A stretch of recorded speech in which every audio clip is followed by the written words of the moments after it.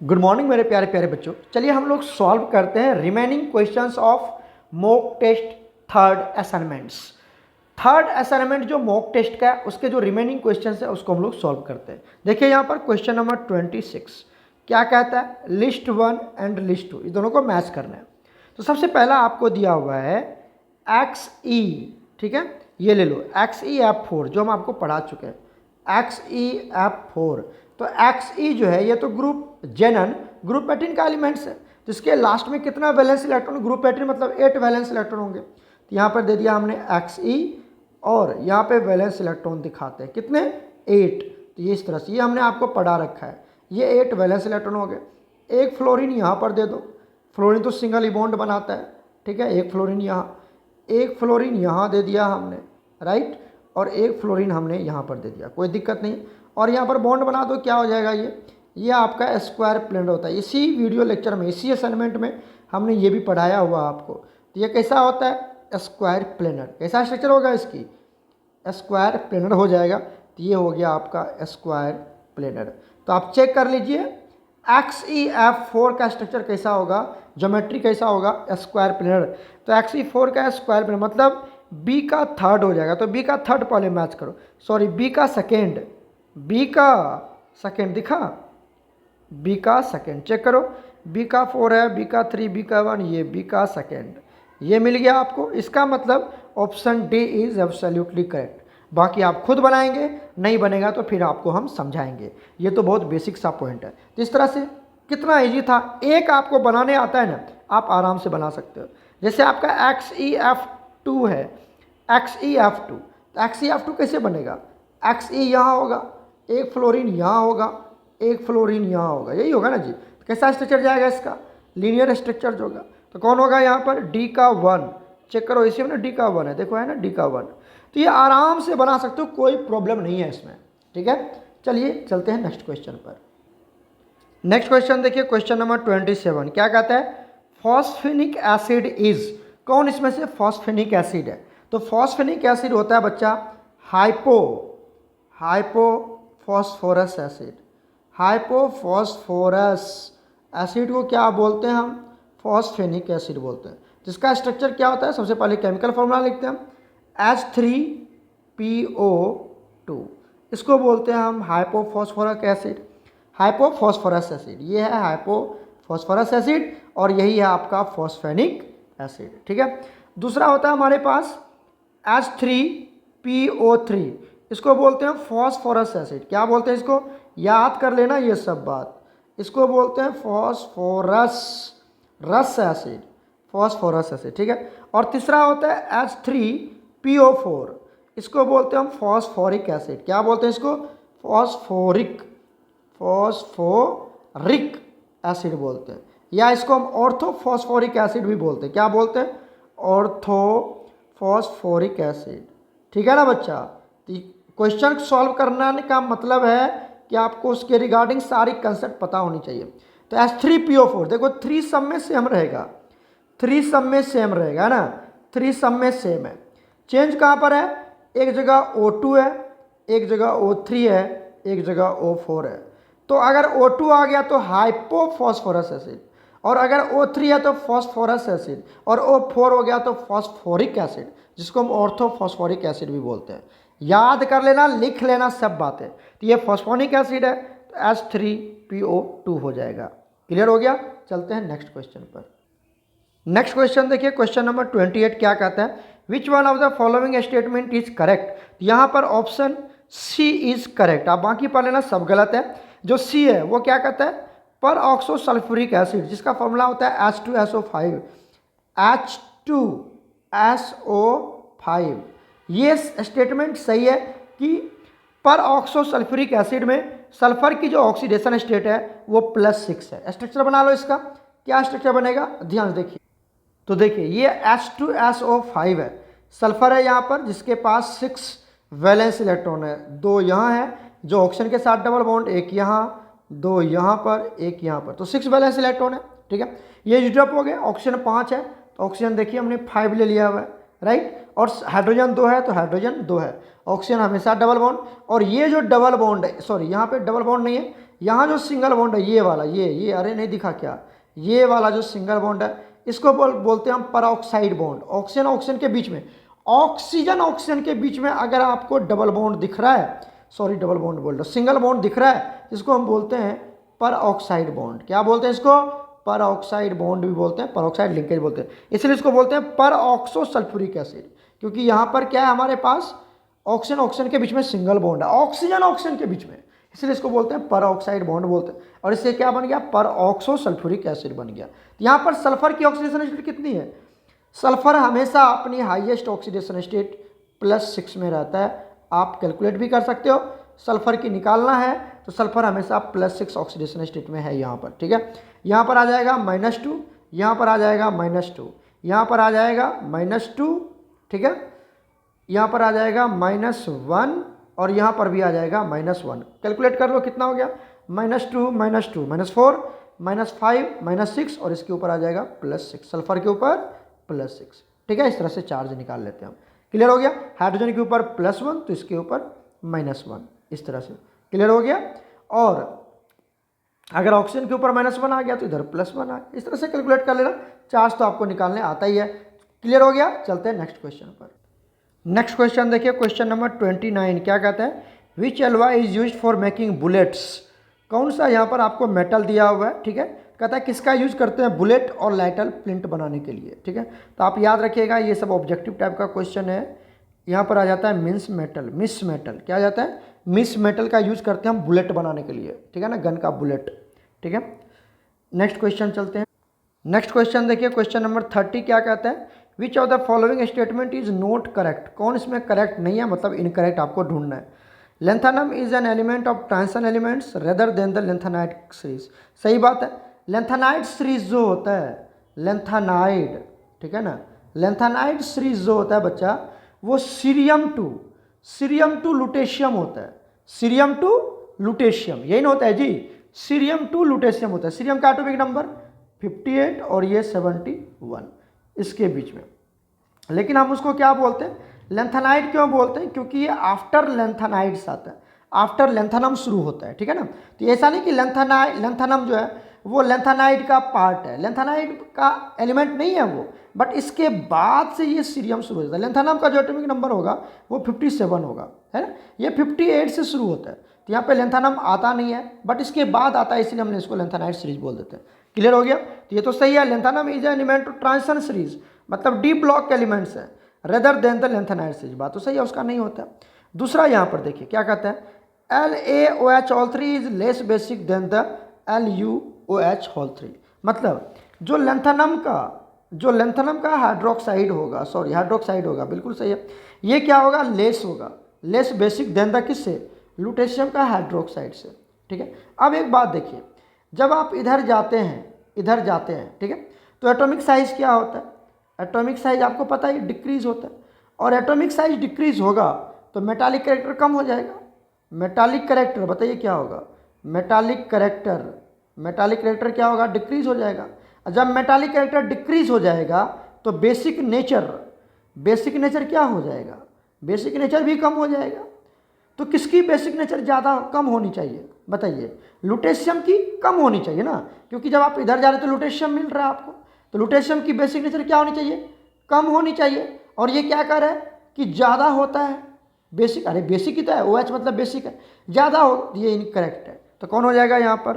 B number हो जाएगा, absolutely incorrect. Clear हो गया? बाकी आप पढ़ लेना। ये जिरकोनियम हॉफनियम तो आपको लेंथानाइड्स कंस्ट्रक्शन का एक पार्ट था, ये बताया गया होगा आपको। जैसे जैसे इधर जाते हैं तो आयन का जो साइज होता है वो क्या हो जाता है? डिक्रीज। अभी तो बताया था आयोनिक साइज या मतलब एटॉमिक साइज डिक्रीज हो जाता है, ठीक है। तो ऑप्शन बी इज क्या हो जाएगा? Absolutely incorrect. क्लियर है? चलते हैं नेक्स्ट क्वेश्चन पर। नेक्स्ट क्वेश्चन देखिए 31 क्या कहता है? The electronic configuration of last 3 orbitals in cerium, atomic number 57। Cerium का एटॉमिक नंबर 57 नहीं होता है बच्चा, 58 होता है। इन ग्राउंड स्टेट क्या बनेगा? ठीक है, आपके पास क्या दिया हुआ है? सीरियम दिया हुआ है, एटॉमिक नंबर 58 होता है, आप चेक कर लेना, यहाँ 57 दिया हुआ है। तो क्या होगा यहाँ पर? इसकी इलेक्ट्रॉनिक कॉन्फ़िगरेशन ग्राउंड स्टेट में, मतलब सिंपल इलेक्ट्रॉनिक कॉन्फ़िगरेशन लिखना है इसका। तो सबसे पहले होता है यहाँ पर जनन का एटॉमिक नंबर कितना हो गया बच्चा? 54। कितना हो गया? 54। इसके बाद अगर सीरियम किसके हैं बताओ तो, लेंथेनाइड सीरीज के एलिमेंट्स हैं, मतलब 4f के एलिमेंट्स हैं, किसके हैं 4f के। तो यहाँ पर क्या आएगा 4 5 6 आता है ना। अगर 4f का है तो पहले 4 लिखोगे, उसके बाद 5, उसके बाद 6। समझिए अगर 5f का होगा तो 5 6 7 इस तरह से लिखना है। अगर एक्टिनाइड्स का होगा तो 5f होगा, तो 5 ऐसे लिखोगे, उसके बाद 6, उसके बाद 7। याद कर लेना कैसे लिखा जाता है इलेक्ट्रॉनिक कॉन्फ़िगरेशन। तो अगर 4f का तो पहले लिखेंगे 4, उसके बाद लिखेंगे 5, उसके बाद लिखेंगे 6। राइट, क्लियर हो गया। अब आइए ये हम लिख दिए, इसके बाद क्या करते हैं यहाँ पर लगा देते हैं हम। पहले सबसे पहले आता है यहाँ पर S, क्या आता है S, उसके बाद आता है D और उसके बाद आएगा F। तो 4f आएगा क्योंकि f का तो 4f तो आएगा ही आएगा। उसके बाद यहाँ पर D एंड S आता है, P नहीं आता है, ठीक है। S में हमेशा आपको दिखेगा 2 इलेक्ट्रॉन, S में कितना दिखेगा हमेशा 2, फिक्स कर देना। D में कभी 0 भी आएगा, कभी 1 आएगा, तो बस यही दो रहेगा, या तो 0 या तो 1, लेकिन मोस्ट ऑफ द केसेस में आपको 1 ही दिखेगा। तो यहाँ पर क्या लगा देना 1 लगा देना, थोड़ा सा दिमाग लगा देना 1। तो 54 हो गया, 3 हो गया 54 और 3 57, और यहाँ पर कितना आएगा 1 ही आएगा। तो ये बन गया इसका इलेक्ट्रॉनिक कॉन्फ़िगरेशन ऑफ सीरियम, ठीक है। तो आप ऑप्शन चेक कर लीजिए कहाँ पर है, 4f1 5d1 6s2। क्लियर हो गया ना।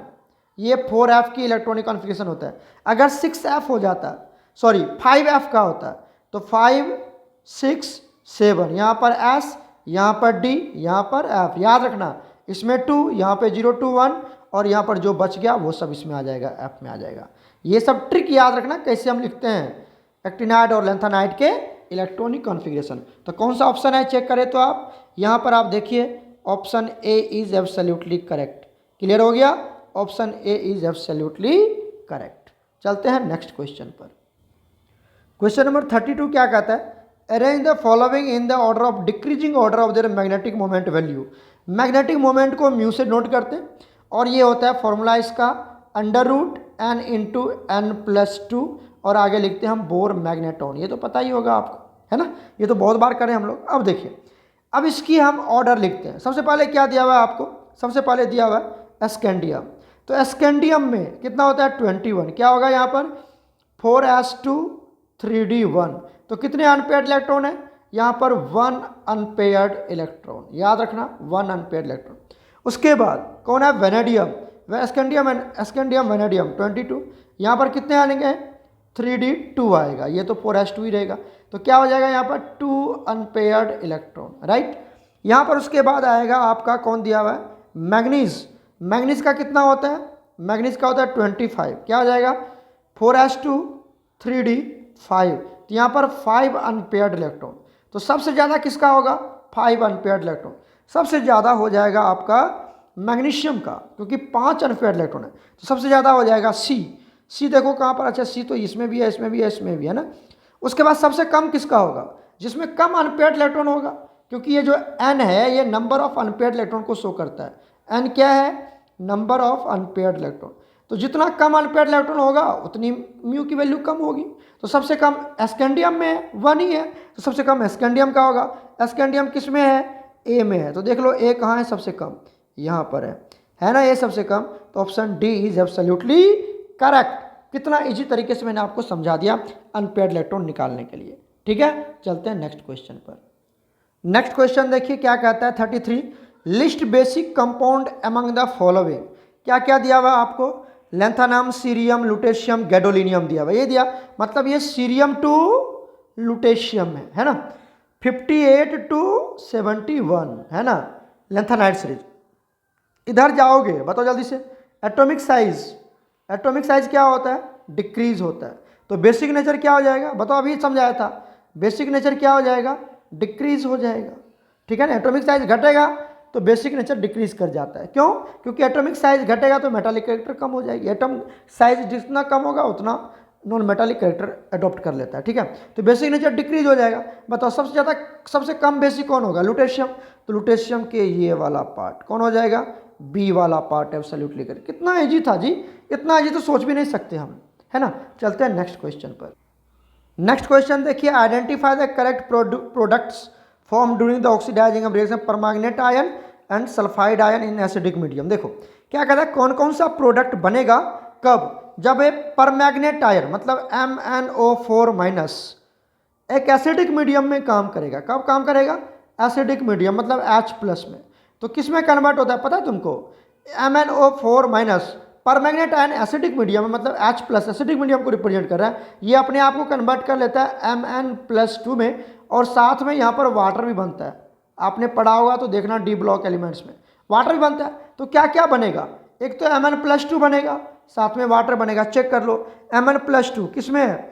एक Mn+2 यहाँ पर है B, और वाटर कहाँ पर है? C में। तो B और C कहाँ बनेगा? चेक कर लो B और C वाला कहाँ है। इसमें B है ही नहीं, देखो B, इसमें B नहीं है, नहीं है ना, तो ये नहीं होगा। इसमें C नहीं है तो ये भी नहीं होगा। इसमें भी B नहीं है, A में B नहीं है तो ये भी नहीं होगा। ऑप्शन कौन हो जाएगा? C। कितना इजी है, ऑप्शन C हो जाएगा, जिसमें B, C और E भी बनता है। E कौन है? SO4- ये भी बनता है। ठीक है, तो हमने तो सिर्फ दो ही निकाला बच्चा, Mn+2 और H2। Mn+2 कहाँ पर है? B में है, और H2O कहाँ है? C में। तो BC तो होगा ही, देख लो BC कहाँ है? BC इसमें है, C में। आराम से मिल गया आंसर, कोई टेंशन ही नहीं है, आराम से मिल गया। ठीक है, पूरा रिएक्शन याद करने की जरूरत भी नहीं है, आपको याद करना है कि MnO4- permanganate ion acidic medium में Mn+2 में कन्वर्ट हो जाता है, और साथ में वाटर भी बनाता है। ठीक है, तो हो गया, कहानी बन गई यहाँ से हमारी। ठीक है, चलते हैं नेक्स्ट क्वेश्चन पर। नेक्स्ट क्वेश्चन देखिए, magnetic moment of CO+2। CO+2 की बात कर रहे हैं मैग्नेटिक मोमेंट की। तो बताइए मैग्नेटिक मोमेंट का फॉर्मूला क्या होता है? अंडर रूट, ये तो पता ही होगा ना आपको, N × N+2, और आगे क्या लगा देते हैं हम? Bore magneton. तो सबसे पहले हम क्या ले लेते हैं? कॉपर। कॉपर नहीं, कोबाल्ट है, कोबाल्ट है ना। कोबाल्ट का एटॉमिक नंबर कितना होता है? मैग्नीज आयरन कोबाल्ट कितना हो गया? 27। ठीक है, तो क्या हो जाएगा यहाँ पर? ये हो जाएगा आर्गन 18 हो गया, यहाँ से 4s2 हो गया 20, 3d7। क्लियर हो गया।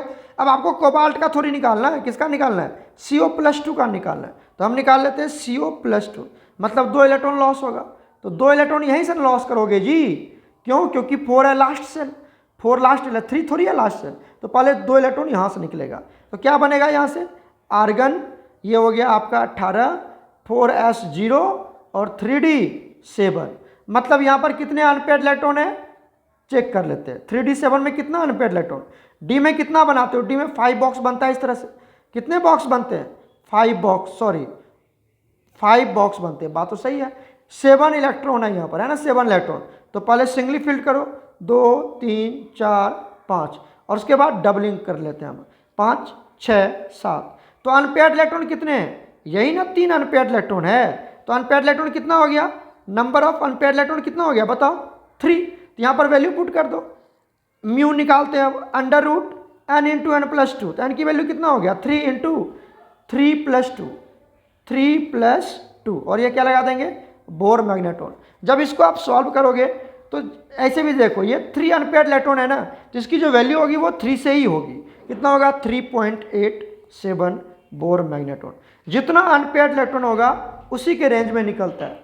अगर मान लो 4 अनपेयर्ड इलेक्ट्रॉन है, 4 अनपेयर्ड इलेक्ट्रॉन है, तो मैग्नेटिक मोमेंट 4 पॉइंट समथिंग होगा। अगर 5 अनपेयर्ड इलेक्ट्रॉन है, कितना है? 5 अनपेयर्ड इलेक्ट्रॉन, तो मैग्नेटिक मोमेंट आपको 5 पॉइंट समथिंग होगा। समझ में आ रहा है ना? तो ऐसे निकलता है। ठीक है, ठीक है, तो करेक्ट ऑप्शन कौन हो जाएगा यहाँ पर? 3.87 बोर मैग्नेटॉन। क्यों? क्योंकि अनपेयर्ड इलेक्ट्रॉन कितना है यहाँ पर? 3 अनपेयर्ड इलेक्ट्रॉन है। 3 अनपेयर्ड इलेक्ट्रॉन है तो मैग्नेटिक मोमेंट 3 से ही शुरू होगा, 3 से ही शुरू होगा। ये सब टेक्निक याद कर लो, फटाफट क्वेश्चन बन जाएगा। ठीक है, चलते हैं नेक्स्ट क्वेश्चन पर। नेक्स्ट क्वेश्चन देखिए, 4D series can be represented by. 4D series elements को किससे रिप्रेजेंट किया जा रहा है बताइए? 4D एलिमेंट्स होता है, ये जो A है आपका, यट्रियम टू कैडमियम, ये आपका कौन सा है? 4D सीरीज के एलिमेंट्स है। ठीक है, दूसरा लेंथानम टू हेफ्थानम, ये आपका है 5D सीरीज के एलिमेंट्स। ठीक है, उसके बाद देखिए एस्केंडियम टू जिंक, ये क्या है आपका? 3D सीरीज के एलिमेंट्स है, पता ही आपको। और ये सीरियम टू लुटेशियम, ये आपका 4F के एलिमेंट्स हैं, मतलब लेंथेनाइड एलिमेंट्स है। क्या है? लेंथानम एलिमेंट्स। आपसे क्या पूछ रहा है 4D, तो 4D क्या होगा यट्रियम टू कैडमियम, तो option A is absolutely correct. कौन हो जाएगा यहाँ पर ऑप्शन ए सही हो जाएगा, ठीक है ये हो जाएगा। 4D पूछ रहा है तो यट्रियम टू कैडमियम हो जाएगा, ठीक है बच्चा। चलते हैं नेक्स्ट क्वेश्चन पर। क्वेश्चन नंबर 37 देखिए क्या कहते हैं, the group of elements entering in differentiating electron enters in the pre penultimate shell of an atom is called. क्या बोलते हैं, देखो ये अगर न्यूक्लियस आपने क्या पढ़ा होगा, देखो सबसे पहले हम आपको ये समझाते हैं कि सबसे लास्ट में क्या होता है। जैसे आपने ले लिया 4 5 6 राइट। अब आप देखिए यहाँ पर क्या लिखते हैं आप एस, यहाँ पे लिखते हैं डी, यहाँ पे लिखते हैं एफ, ये लिखते हैं ना।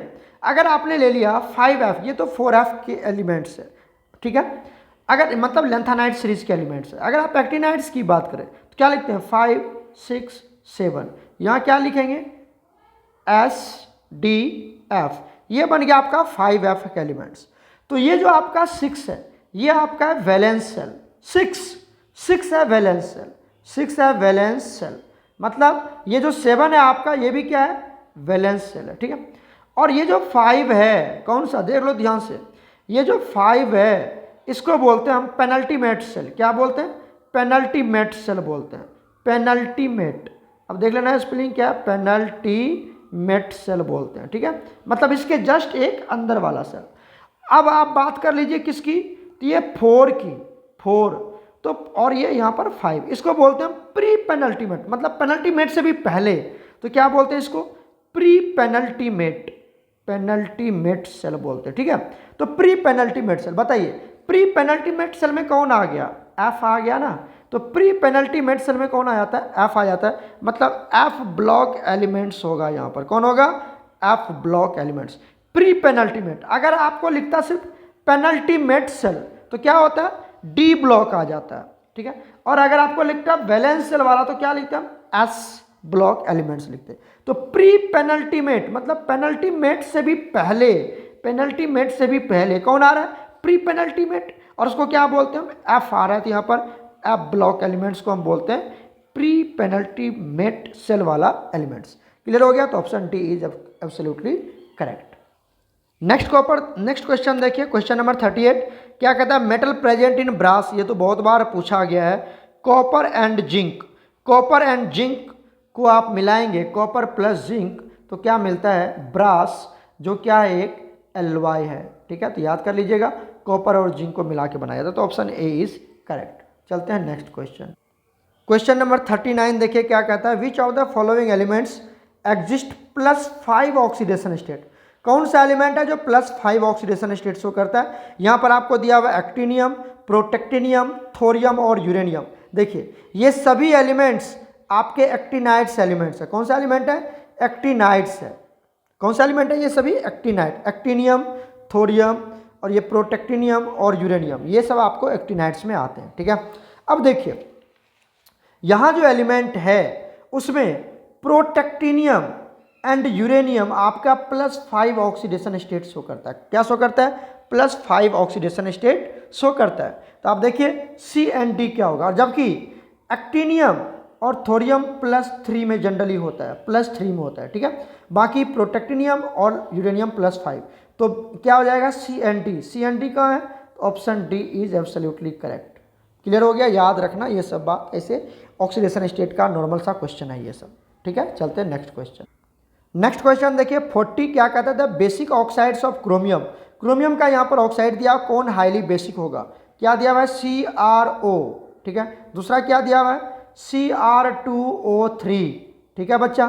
तीसरा क्या दिया हुआ है CrO2 और नेक्स्ट क्या दिया हुआ है CrO3, यही दिया हुआ है। चलिए सबसे पहले हम इसकी चार्ज कैलकुलेट कर लेते हैं, क्रोमियम पर कितना चार्ज है, राइट। तो देखिए अगर मैं इस क्रोमियम की बात करूँ तो ऑक्सीजन पे -2, तो इसके ऊपर +2। क्लियर हो गया। इस क्रोमियम के ऊपर कितना चार्ज होगा +3, इस क्रोमियम के ऊपर कितना चार्ज होगा +4 और इस क्रोमियम के ऊपर कितना चार्ज होगा +6। क्लियर हो गया। अब हमने आपको क्या बताया था मोर द चार्ज, याद होगा तो बताइएगा हमें। More the charge more is the acidity, more is the acidity, यही नहीं बताया था उसकी एसिडिक नेचर क्या होगी ज़्यादा होगी। अगर चार्ज ज़्यादा है तो एसिडिक स्ट्रेंथ भी क्या होगी उसकी, बहुत ज़्यादा एसिडिक नेचर होगा।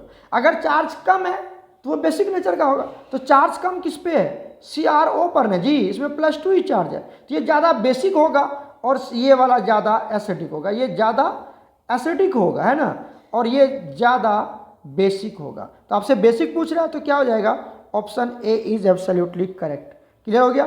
चार्ज कम होगा तो वो बेसिक होगा, चार्ज ज़्यादा होगा तो एसिडिक होगा। इतना इजी क्वेश्चन सोच नहीं सकते। चलते हैं नेक्स्ट क्वेश्चन पर। नेक्स्ट क्वेश्चन देखिए क्या कहते हैं, मैच द लिस्ट 1 और लिस्ट 2 को मैच करना है। लिस्ट 1 एंड लिस्ट 2 को मैच करना है, लिस्ट 1 एंड लिस्ट 2 को मैच करना है। देखिए अभी तो आपने ब्रास पढ़ा था ना, ब्रास किससे मिलके बना है, कॉपर एंड जिंक से। बोलो यस और नो, अभी पढ़ाया था ना मैंने। कॉपर एंड जिंक को मिला दीजिए तो क्या बन जाएगा, आपका ब्रास बन जाएगा।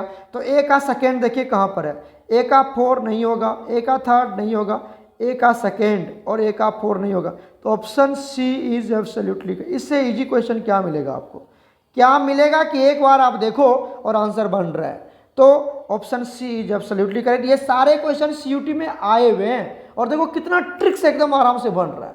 आप भी बना पाएंगे, कोई दिक्कत नहीं है, बट थोड़ा सा कंसंट्रेट करना पड़ेगा। चलते हैं नेक्स्ट क्वेश्चन पर। क्वेश्चन नंबर 42 क्या कहता है, which one of the following ion is coloured. कौन सा यहाँ पर कलर्ड होगा। तो कलर्ड कौन होता है बताओ तो, कलर्ड कौन होता है, जिसके पास अनपेयर्ड इलेक्ट्रॉन्स होते हैं, having unpaired electron, having unpaired electron. तो जिसके पास, जिस आयंस के पास अनपेयर्ड इलेक्ट्रॉन होगा, आयंस हैविंग अनपेयर्ड इलेक्ट्रॉन, वो क्या होगा तुम्हारा, वो हो जाएगा कलर्ड, वो हो जाएगा कलर्ड। क्लियर हो गया। जिस आयंस के पास अनपेयर्ड इलेक्ट्रॉन होगा वो कलर्ड होगा। इतनी बात समझ में आ गई। अब चेक कर लेते हैं, पहला क्या दिया हुआ है हमारे पास, Cu+।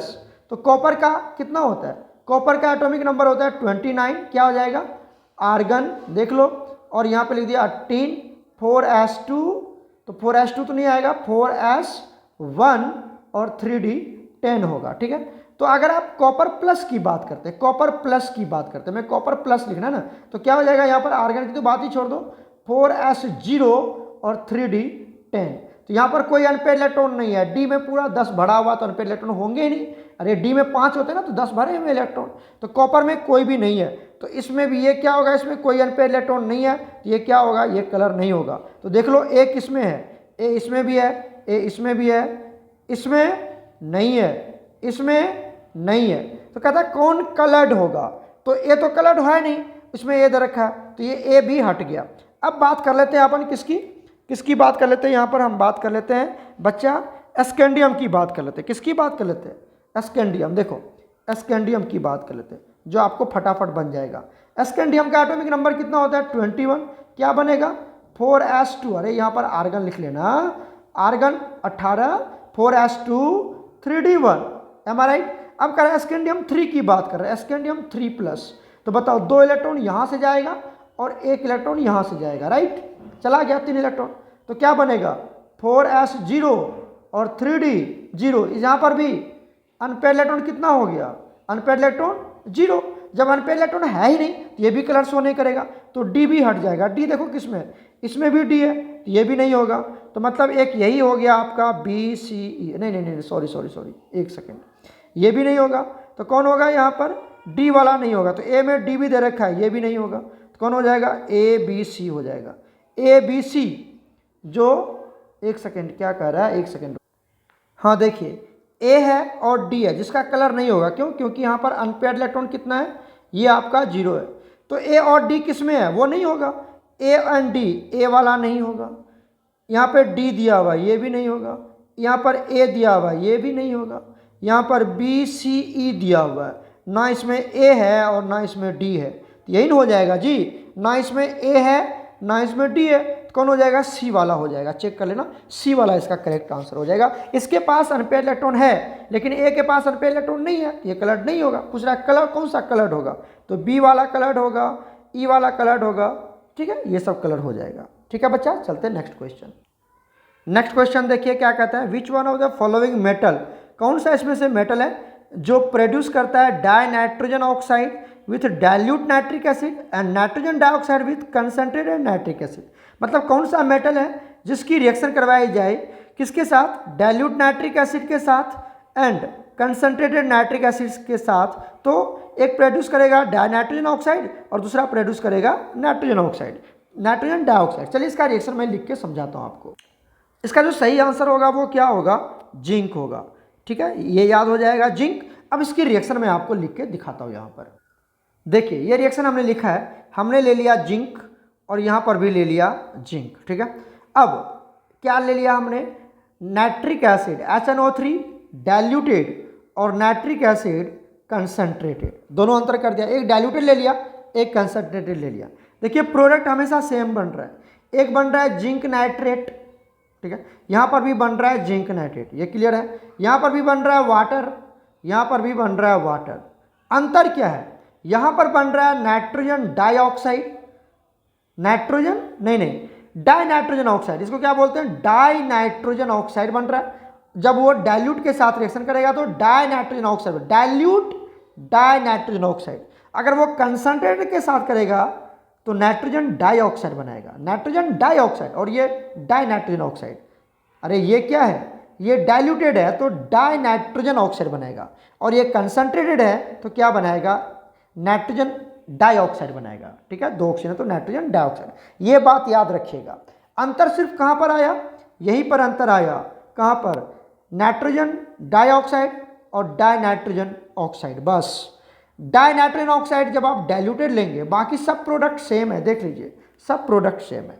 तो ये याद रख लेना रिएक्शन, ये मैंने आपको रिएक्शन भी यहाँ पे लिख के दिखा दिया, तो आप इसको मेंशन कर लेना। ठीक है, चलते हैं नेक्स्ट क्वेश्चन पर। नेक्स्ट क्वेश्चन देखिए क्या कहता है, which of the following compound is diamagnetic in nature.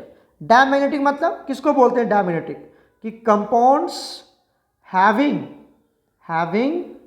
No unpaired electron, जिसके पास अनपेयर्ड इलेक्ट्रॉन नहीं होता है वो क्या होता है बच्चा, डायमैग्नेटिक, डायामैग्नेटिक होता है, डायामैग्नेटिक होता है, राइट, डायमैग्नेटिक। ठीक है, और जिसके पास अनपेयर्ड इलेक्ट्रॉन होता है वो क्या होता है, पैरामैग्नेटिक। ये तो पता ही होगा आपको, वो पैरामैग्नेटिक। तो देखिए यहाँ पर ये क्रोमियम मेटल है तो यहाँ पर आपको अनपेयर्ड इलेक्ट्रॉन दिख जाएंगे क्योंकि मेटल है। Mn मेटल है, अनपेयर्ड इलेक्ट्रॉन आ जाएगा। मैग्नीशियम ये आयरन मेटल है, अनपेयर्ड इलेक्ट्रॉन दिख जाएगा। यहाँ पर कार्बन और हाइड्रोजन है, ये बेंजीन है, C6H6 क्या है, बेंजीन। तो बेंजीन में तो कोई अनपेयर्ड इलेक्ट्रॉन है ही नहीं। अरे सिंपल देखो ना, कोई अनपेयर्ड इलेक्ट्रॉन तुमको दिखता है क्या, यहाँ पर कोई अनपेयर्ड इलेक्ट्रॉन दिखता है, कहीं पर दिख रहा है कि यहाँ पर सर 2 इलेक्ट्रॉन बचा हुआ है, यहाँ पर कोई दिख रहा है, कहीं दिखता है, इस तरह से होता है बेंजीन में, नहीं होता है। जब इस तरह से होता ही नहीं है मतलब बेंजीन के पास कोई भी अनपेयर्ड इलेक्ट्रॉन नहीं है। जब अनपेयर्ड है ही नहीं तो वो क्या होगा, डायमैग्नेटिक। तो क्या हो जाएगा, option B is absolutely correct. कितना इजी था, कितना, हमें निकालने की जरूरत ही नहीं है, एकदम आराम से पकड़, एक भी चीज़ याद है ना तो आपको पता चल जाएगा, आंसर मिल जाएगा आपको फटाक से। ठीक है, तो यहाँ पर कौन आ जाएगा, option B is absolutely correct. Clear, चलते हैं नेक्स्ट क्वेश्चन पर। नेक्स्ट क्वेश्चन देखिए क्या कहता है, question number 44, the oxidation state of manganese in fluoride. Manganese का जो ऑक्सीडेशन स्टेट होगा फ्लोराइड के केस में, मतलब जब वो फ्लोराइड के साथ फ्लोरीन के साथ रिएक्शन करता है तो वो +4 होता है। जैसे कि एग्जांपल दे दिया MnF4 में, यहाँ पर मैंगनीज पे कितना होगा, +4 ऑक्सीडेशन स्टेट होगा। ये कहता है but highest oxidation state in oxides, जैसे हमने क्या ले लिया, Mn2O7 ले लिया, यहाँ पर ये कितना होता है, +7 ऑक्सीडेशन स्टेट में है ये Mn, और यहाँ पर कितना है, यहाँ पर +4 में है। तो फ्लोराइड के साथ वो +4 में है और ऑक्सीजन के साथ वो +7 में है। ठीक है, जबकि आप समझिए ऑक्सीजन और फ्लोरीन एंड ऑक्सीजन दोनों पेरियोडिक टेबल का सबसे मोस्ट इलेक्ट्रोनिगेटिव एलिमेंट्स है।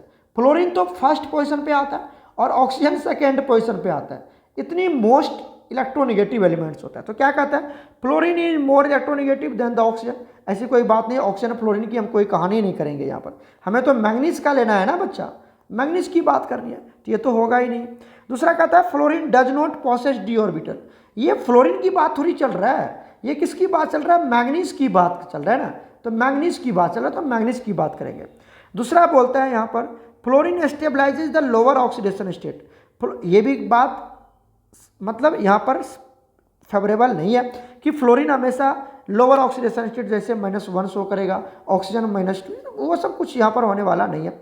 यहाँ पर जो मेन पॉइंट है वो क्या होने वाला है, डी वाला, कि in covalent compound fluorine can form single bond. Fluorine हमेशा कौन सा बॉन्ड बनाता है, सिंगल बॉन्ड बनाता है, कभी भी फ्लोरीन डबल बॉन्ड नहीं बनाता। तो ये इलेक्ट्रोनिगेटिविटी से कोई लेना देना नहीं है। वाइल ऑक्सीजन हमेशा क्या बनाता है, डबल बॉन्ड बनाता है। ऑक्सीजन क्या बनाता है, डबल बॉन्ड बनाता है। ठीक है, तो option D is absolutely correct. ये सब एकदम रट्टा मार वाला क्वेश्चन है, आप आराम से इसको पढ़िए समझिए, इसमें कोई ज़्यादा कंसेप्ट नहीं है। ठीक है, चलते हैं नेक्स्ट क्वेश्चन पर।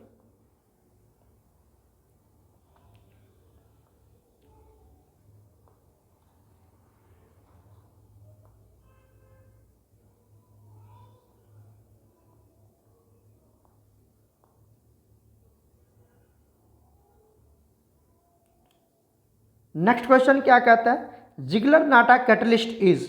जिगलर नाटा कैटलिस्ट यही है, ये तो बहुत बार यूज किया गया, पॉलीमर चैप्टर में भी आता है ये। जिगलर नाटा कैटलिस्ट इसको क्या बोलते हैं, इसको बोलते हैं हम tetra chloro titanium. Tetra chloro chloro titanium, titanium. ठीक है, और प्लस क्या ले लेते हैं हम लोग, try, try TRI, tri methyl या इथाइल कुछ भी ले सकते हो। यहाँ पे tri methyl aluminium, aluminium.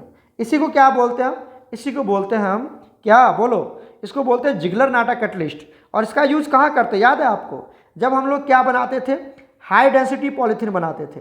High density polythene बनाते थे, पॉलीथीन, तब हम जिगलर नाटा कैटलिस्ट यूज करते थे, जहाँ पर जो प्रेशर रहता था वो 6 से 7 ATM कर देता था। और जबकि लोअर डेंसिटी पॉलीथीन में, लो डेंसिटी पॉलीथीन में क्या होता है, लो डेंसिटी पॉलीथीन के केस में, लो डेंसिटी पॉलीथीन के केस में जो प्रेशर होता है वो 1000 से लेकर के 2000 ATM तक होता है। और इतना प्रेशर, बहुत ही ज़्यादा प्रेशर हो गया। इस प्रेशर को मिनिमाइज करने के लिए हम एक कैटलिस्ट यूज करते हैं, जिसको हम बोलते हैं जिगलर नाटा कैटलिस्ट। और वो प्रेशर को क्या कर देता है, 6 से 7 ATM पे ला देता है। और उससे हमको जो पॉलीथीन मिलता है वो भी हाई डेंसिटी, मतलब अच्छी स्ट्रेंथ की मिल जाती है। और जो आप अगर जिगलर नाटा कैटलिस्ट यूज नहीं करते तो इतना प्रेशर दे के आपको पॉलीथीन बनाना पड़ेगा, और वो भी क्या होगा, लो डेंसिटी का होगा, उसकी स्ट्रेंथ उतनी अच्छी नहीं होगी। तो याद रखिएगा, जिगलर नाटा कैटलिस्ट का यहाँ पर सिर्फ फॉर्मूला पूछा गया था, तो ये होगा। और इसको हम लोग कहाँ यूज़ करते हैं, थोड़ा सा ये भी माइंड में रखना। ठीक है, चलते हैं नेक्स्ट पॉइंट पर। नेक्स्ट क्वेश्चन देखिए, element of 3D series having highest melting point, किसकी हाईएस्ट मेल्टिंग पॉइंट होगी। एक बात समझ जाइए, 3D सीरीज में या कोई भी एलिमेंट्स 3D सीरीज में या 4D सीरीज 5D कुछ भी है, 3D सीरीज में जनरली हमें 3D सीरीज ही पढ़ना है, मतलब स्कैंडियम टू जिंक पढ़ना है, स्कैंडियम टू जिंक 21 से 30 तक, इसको बोलते हैं 3D सीरीज। तो यहाँ पर वो एलिमेंट जिसकी element having more unpaired electron, जिसके पास जितनी ज़्यादा अनपेयर्ड इलेक्ट्रॉन होती है, मेल्टिंग पॉइंट भी क्या होती है, उसकी ज़्यादा होती है।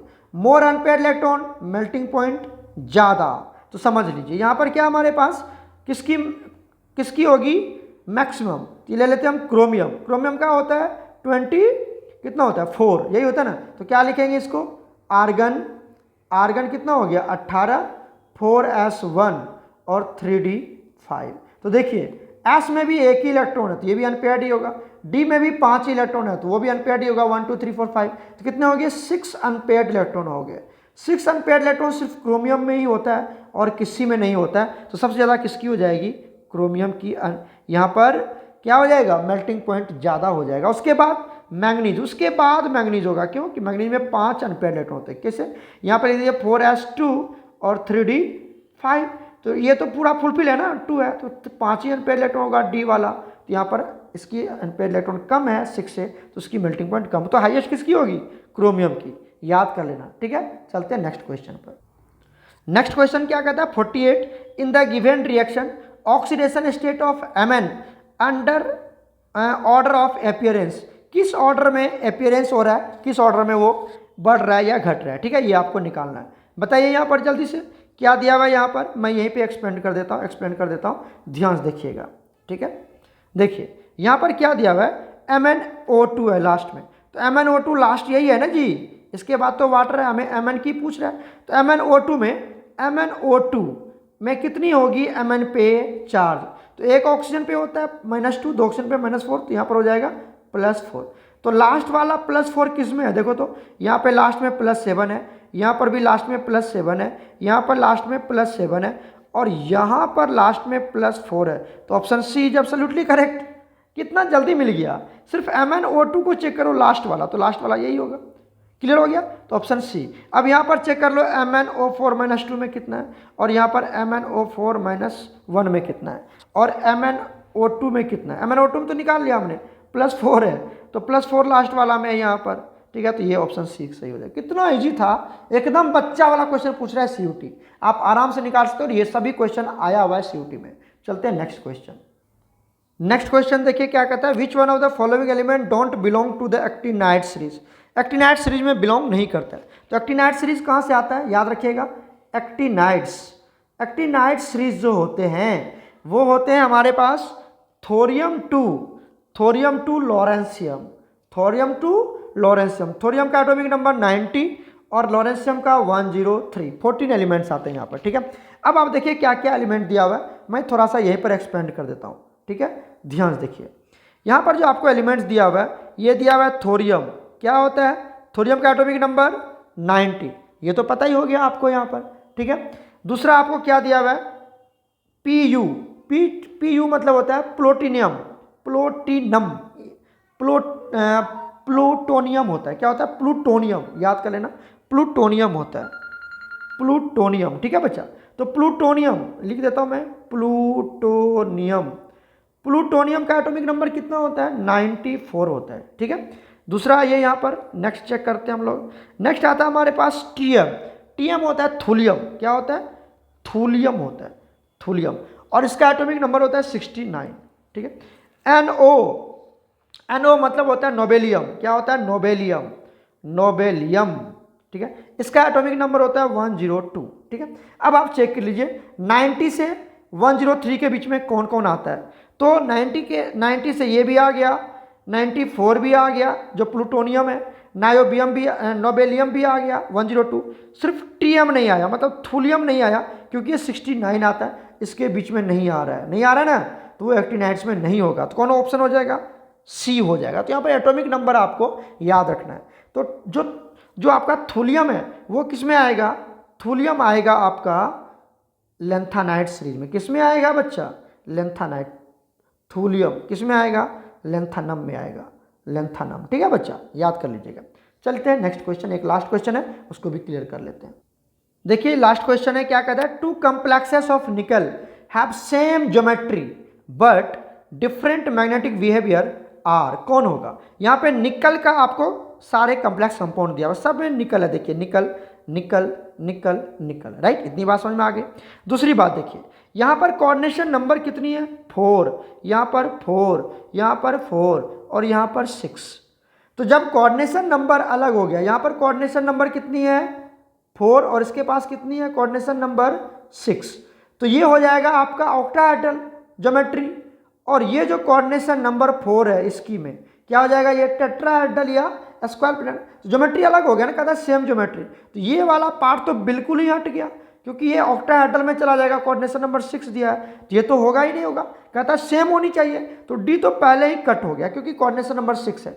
ये भी आपका और ये भी आपका, ये दोनों कोऑर्डिनेशन नंबर 4 में है। कोऑर्डिनेशन नंबर 4 तीनों ए, सी और बी कोऑर्डिनेशन नंबर 4 में है। इतनी बात समझ में आ गई। चलिए अब देखिए नेक्स्ट डिफरेंस क्या बताता हूँ। यहाँ पर जो CN है, ये स्ट्रॉन्ग फील्ड लिगेंड है, मतलब स्ट्रॉन्ग लिगेंड है। ये क्या करेगा, अनपेयर्ड इलेक्ट्रॉन ऑफ निकल को क्या करेगा, पेयर अप कर देगा। पेयर अप करेगा तो मैग्नेटिक मोमेंट क्या हो जाएगा, मैग्नेटिक मोमेंट की वैल्यू कम हो जाएगी। अगर पेयर अप कर दिया तो अब तो अनपेयर्ड इलेक्ट्रॉन नहीं मिलेगा, वहाँ पर नहीं मिलेगा तो मैग्नेटिक मोमेंट कम हो जाएगा, तो यहाँ पर CN स्ट्रॉन्ग फील्ड लिगेंड है। जबकि अब आप चेक कीजिए, यहाँ से चेक कीजिए, कार्बोनाइल CO एंड Cl, ये जो CO है एंड Cl है, ये आपका है वीक फील्ड लिगेंड, मतलब वीक लिगेंड है। तो ये क्या कर पाएगा, ये अनपेयर्ड इलेक्ट्रॉन ऑफ निकल को पेयर अप नहीं कर पाएगा, क्योंकि weak field ligand unpaired electron of central metal atom को पेयर अप नहीं करता है, याद रखिएगा। तो नहीं करेगा तो दोनों की कोऑर्डिनेशन नंबर भी 4 है, तो ज्योमेट्री तो बिल्कुल सेम ही होगी। और अनपेयर्ड इलेक्ट्रॉन को पेयर अप नहीं करेगा तो दोनों का मैग्नेटिक मोमेंट भी सेम ही आएगा। तो बच्चा C एंड बी हो जाएगा इसका करेक्ट आंसर। तो option B and C is absolutely correct. बताना हमें आपको ये सारी कहानी समझ में आई कि नहीं आई। अगर नहीं आएगी तो फिर आप जब आएंगे क्लास तो वहाँ पर हम इसको डिस्कस कर लेंगे। ओके बच्चा, गॉड ब्लेस यू।